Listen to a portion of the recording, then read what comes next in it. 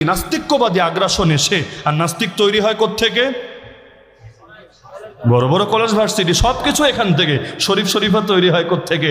রংধনু সৈনিক তৈরি হয় কোত্থেকে? তারপরে এই বান্দরের নাতিপুতি আন্ডা বাচ্চা।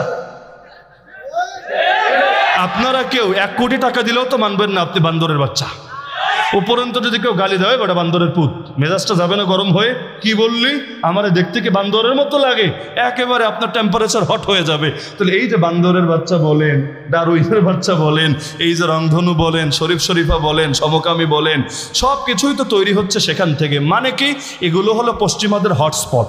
ওরা আদর্শটা এই দেশে সরিয়ে দেওয়ার জন্য আমাদের মধ্যে ওয়াইফাই সৃষ্টিগতভাবে দেওয়া আছে, মানে আমরা অন্যের থেকে কানেকশন নেই, মানুষ মানুষকে দেখে প্রভাবিত হয়, এটা আমাদের নেচারের মধ্যে আল্লাহ দিয়ে দিয়েছেন। আর হটস্পট বানিয়ে দিয়েছে ওদেরকে, যেখান থেকে ফ্রি ফ্রি মাগনা মাগনা ওই আদর্শগুলো প্রচার হতে থাকে। ফলাফল পুরো জাতিটাকেই পঙ্গু বানাচ্ছে এই সমস্ত তথাকথিত শিক্ষিতদেরকে দিয়ে।